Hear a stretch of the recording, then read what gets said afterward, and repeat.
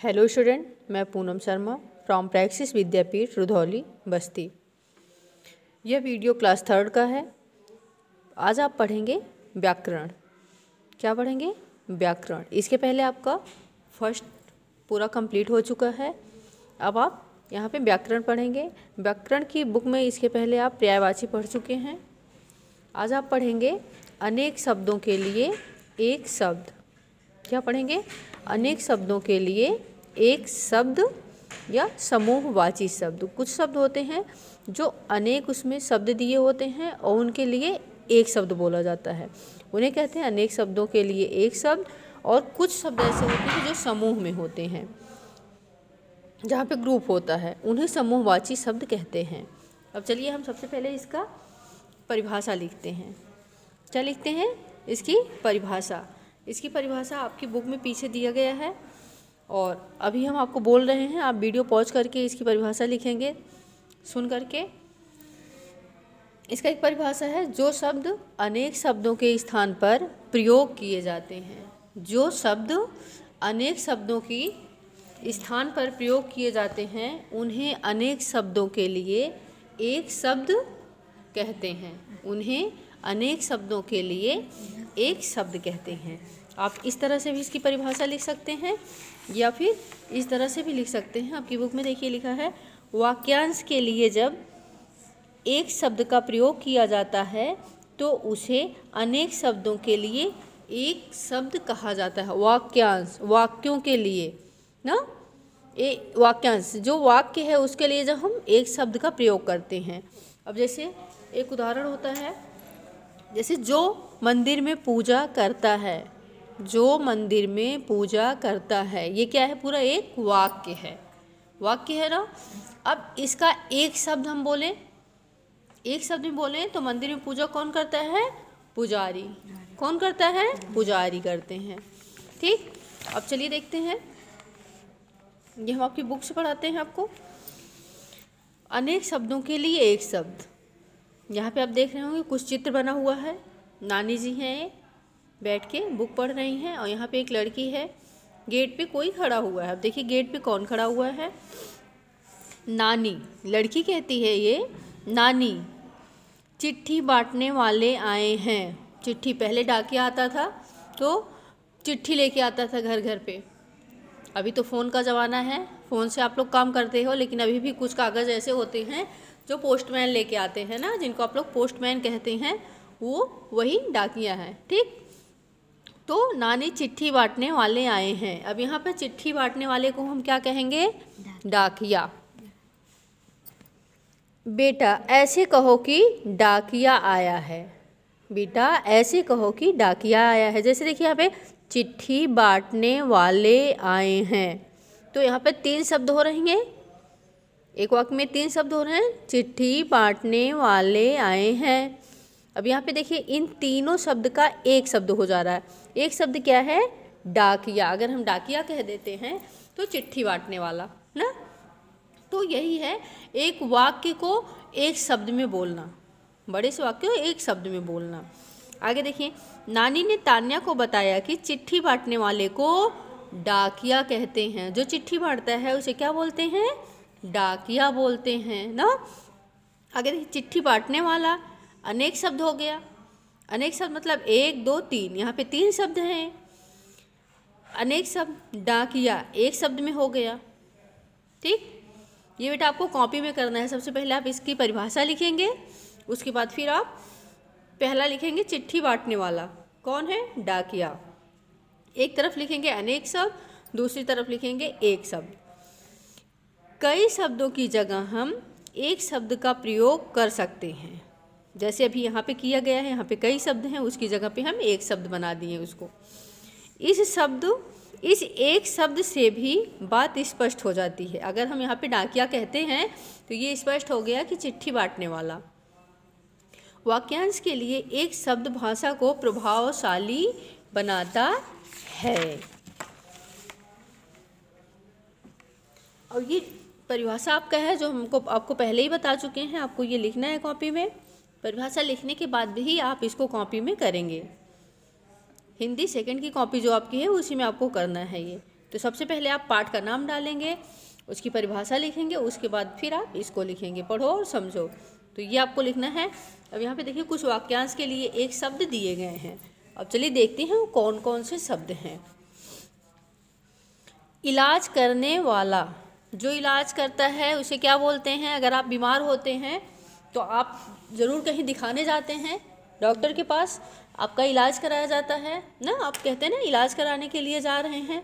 तो इलाज करने वाला, जहाँ आप इलाज कराने जा रहे हैं तो वो जो इलाज करता है आपको, वो कौन होता है? डॉक्टर होते हैं। तो इलाज करने वाला डॉक्टर। कक्षा में पढ़ाने वाली, यहाँ ध्यान देना, कक्षा में पढ़ाने वाली, अगर वाली कहा जा रहा है तो किसके लिए? लेडीज टीचर के लिए कहा जा रहा है।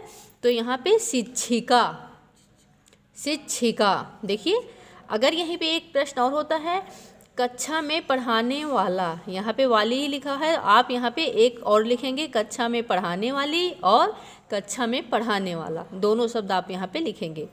तो पढ़ाने वाली शिक्षिका, जो आपको कक्षा में पढ़ाती हैं, शिक्षिका। जैसे मैं आपको यहाँ पे पढ़ाती हूँ तो मैं क्या हूँ? शिक्षिका।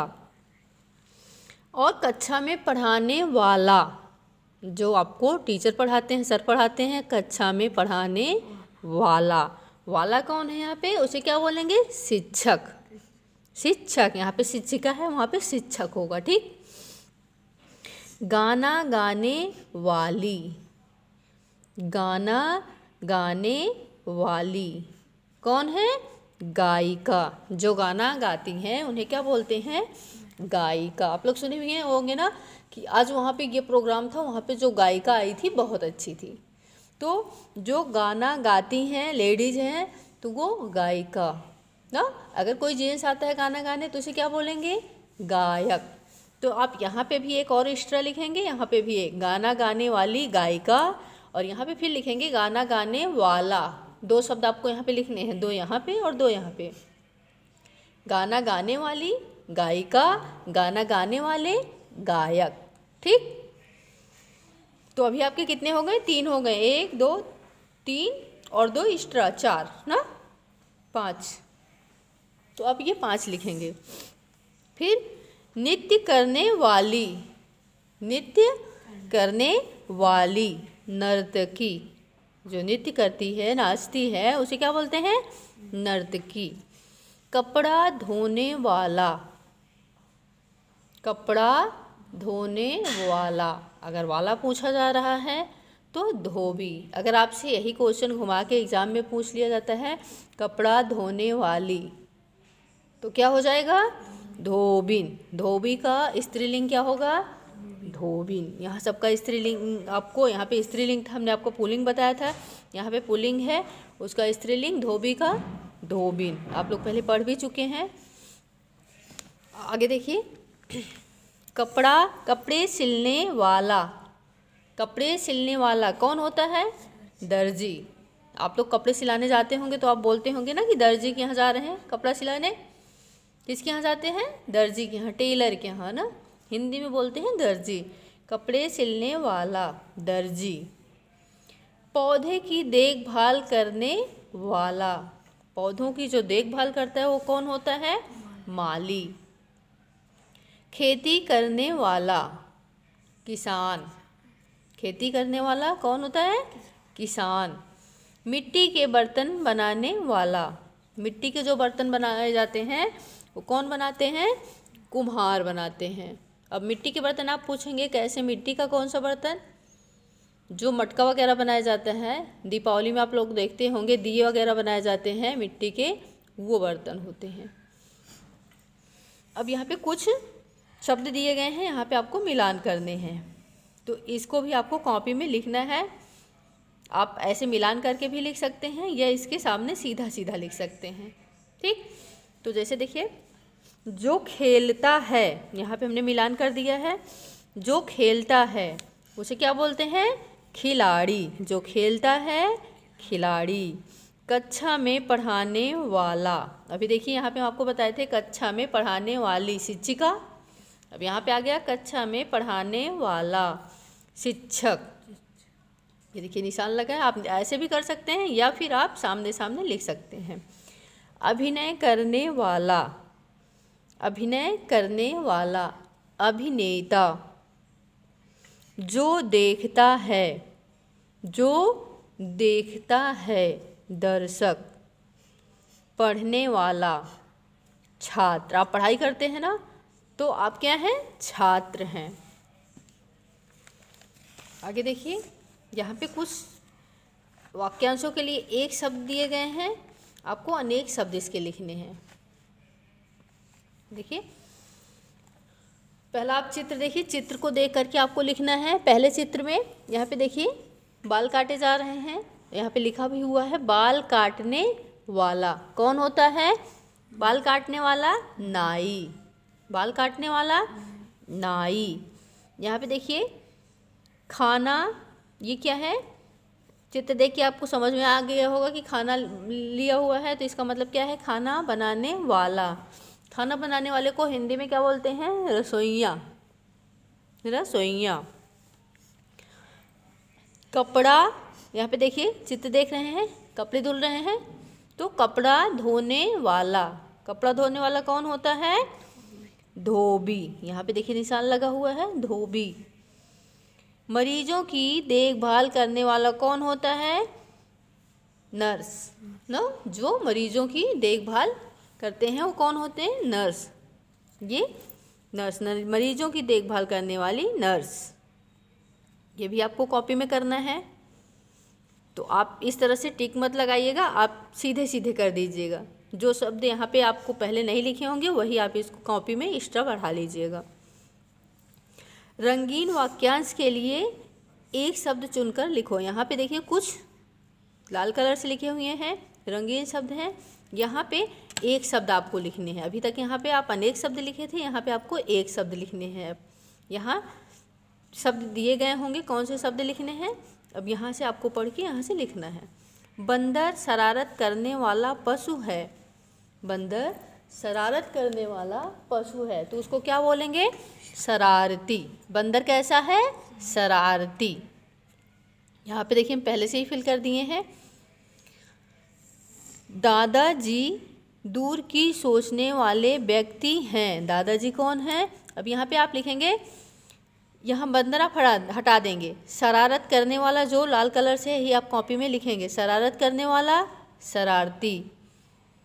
दूर की सोचने वाला दूरदर्शी। यहाँ पे दादाजी का चित्र बना हुआ है, तो दादाजी दूर की सोचने वाले व्यक्ति हैं, दूरदर्शी। तो आपको ये करना है, लेकिन ये किनारे के शब्द आपको हटा देने हैं, ये जो लाल कलर से हैं केवल यही लिखने हैं। दूर की सोचने वाले दूरदर्शी, यहाँ पे लिखा भी हुआ है। पढ़ने के योग्य, जो पढ़ने योग्य हो उसे क्या बोलते हैं? पठनी। यह पुस्तक पढ़ने योग्य है। यहाँ पे एक बुक दी हुई है, पुस्तक दी हुई है, तो यह पढ़ने योग्य है। यह पुस्तक पढ़ने के योग्य है, तो पठनीय। देखिए यहाँ पे लिखा भी हुआ है पठनीय, पठनीय। तो आप लिखेंगे पढ़ने योग्य, पठनीय। अगले उसमें देखेंगे आप,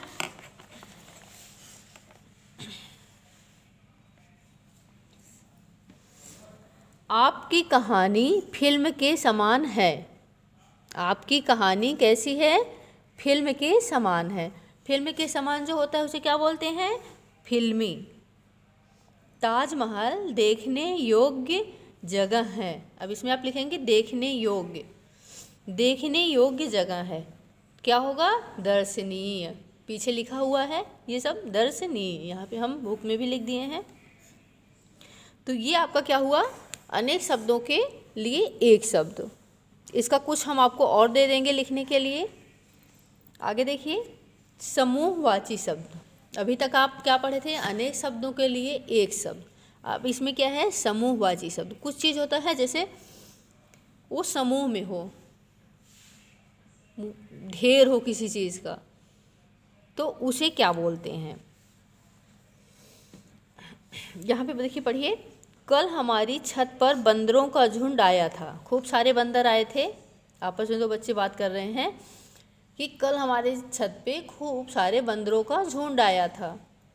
अब ये तो हमने कहेंगे बहुत सारे बंदर आए थे ना, बंदर आते हैं तो आप लोग क्या बोलते हो, बंदरों का बहुत सारा झुंड आया है, ऐसा बोलते हो ना। तो एक साथ जहाँ पे बंदर हैं उसे क्या बोलते हैं, झुंड।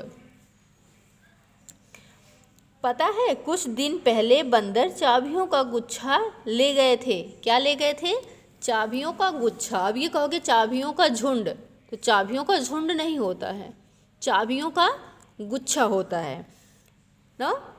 चाबियों का क्या होता है, गुच्छा होता है। अभी कह दो अंगूर, अंगूर का भीड़ लगा है, या अंगूर का भीड़ कह दो, ठीक। तो वो क्या भीड़ या झुंड है, ये शब्द सही है नहीं, ये अंगूर के लिए नहीं प्रयोग किया जाएगा। अंगूर के लिए अंगूर का गुच्छा, आप लोग बोलते हैं ना अंगूर का गुच्छा, बहुत अच्छा ना, पूरा गुच्छा मुझे चाहिए, ऐसा बोलते हो ना। तो वहाँ पे गुच्छा होगा, भीड़ नहीं होगी, झुंड नहीं होगा। अंगूर का गुच्छा, बंदरों का झुंड, चाबियों का गुच्छा, जो एक में बंधे हुए हों, पिरोए हुए हों, क्या है, गुच्छा। हमारे घर पर तो लोगों की भीड़ जमा हो गई थी। अब क्या कहोगे, हमारे घर लोगों की झुंड लगी हुई थी, नहीं, भीड़ जमा हो गई थी। तो ऐसे कुछ समूह होते हैं, उनको क्या बोलते हैं, आपको इसमें ये समूहवाची शब्द में बताए जाएंगे। अच्छा, ऊपर की बातचीत में झुंड, गुच्छा और भीड़ शब्द समूह के लिए प्रयुक्त किए गए हैं। किसके लिए, समूह के लिए। वस्तुओं और व्यक्तियों के समूह के विशेष नाम को समूह कहते हैं। अब वो समूह चाहे किसी व्यक्ति का हो या चाहे किसी वस्तु का हो, सामान का हो या किसी जानवर का हो, वो क्या है, वो सब समूह शब्द हैं, ठीक। अब यहाँ पे आपको इसका भी क्या लिखना है, परिभाषा लिखना है। समूहवाची शब्द, समूह के लिए उपयोग में आने वाले विशेष नाम को समूहवाची शब्द कहते हैं। समूह के लिए, किसी चीज़ का समूह है, चाहे वो बंदरों का समूह हो, चाहे चाबियों का हो, चाहे भीड़ का हो ना, तो वो जो पूरा समूह है उसके लिए जो हम एक शब्द बोलते हैं, जो शब्द प्रयोग करते हैं, उस आने वाले विशेष शब्द को हम समूहवाची शब्द कहते हैं, ठीक। इसको आपको कॉपी में लिखना है। आगे देखिए, यहाँ पे भीड़ है, बंदरों का, ये देखो रेड कलर से लिखा हुआ है, बंदरों का क्या होता है, झुंड। अभी आप पहले भी पढ़ चुके हैं, बंदरों का झुंड। चाबी है, कई सारी चाबी हैं यहाँ पे, तो चाबियों का गुच्छा, चाबियों का गुच्छा। इसको भी आपको कॉपी में करना है। एक तरफ आप लिखेंगे बंदरों का, उसके बगल लिखेंगे, यहाँ लिखेंगे बंदरों का, इधर लिखेंगे झुंड, ठीक। चाबियों का गुच्छा, इधर लिखेंगे चाबियों का, इधर लिखेंगे गुच्छा। फिर लोगों की, फिर इधर लिखेंगे भीड़, ठीक। कॉपी में इस तरह से करना है, लोगों की भीड़।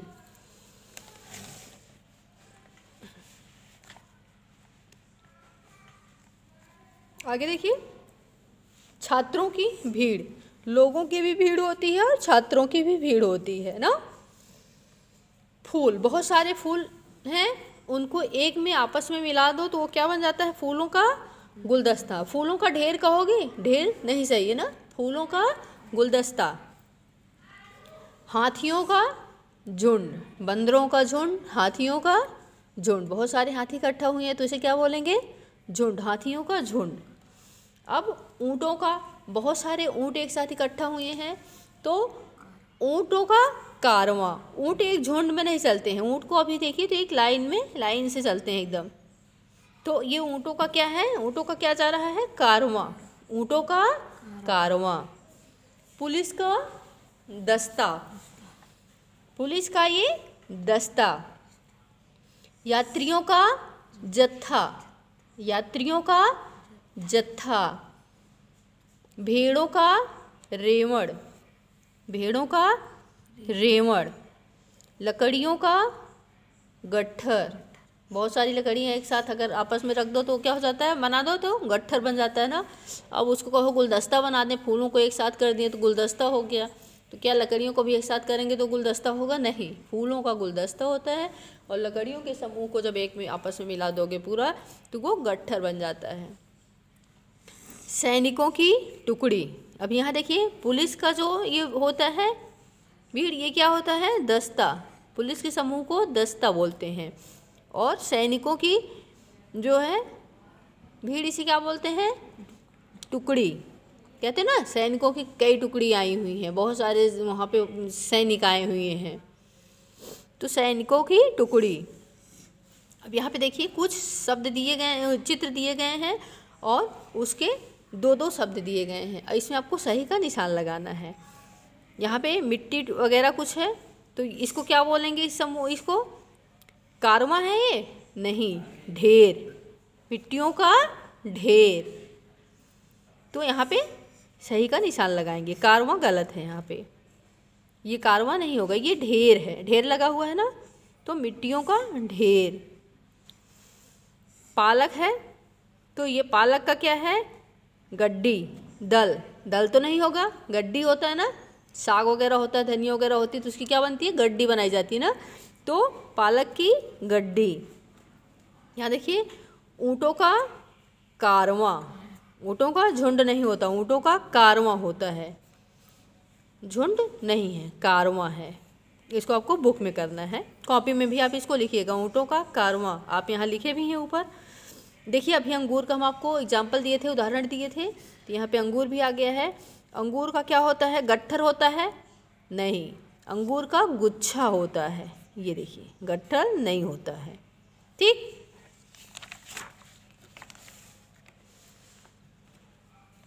इसी तरह से कुछ हमारे आसपास के ये सब लोग हैं जो हमारे सहायक होते हैं। कुछ यहाँ पे चित्र दिए गए होंगे, इन चित्र को देखो, जो हमारे काम में आते हैं, अक्सर आते हैं ये लोग। तो देखिए यहाँ पे आप देखना है और उनके नाम आपको लिखने हैं। ये हम एक बच्चे की बुक लिए हैं, वो इसमें पहले ही फिल कर चुके हैं।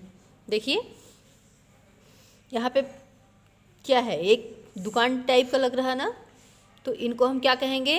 दुकानदार। कौन है? दुकानदार। वाक्यांशों के लिए एक शब्द है ये, दुकानदार। यहाँ पे एक चित्र बना होगा, आप देख रहे होंगे। वाइट कलर का कोट कौन पहनता है? डॉक्टर। कौन पहनता है? डॉक्टर। तो ये कौन है? डॉक्टर, इलाज करने वाला डॉक्टर ना। सामान देने वाला दुकानदार। दुकान पे सामान देने वाला कौन होता है? दुकानदार। ये इलाज करने वाला डॉक्टर।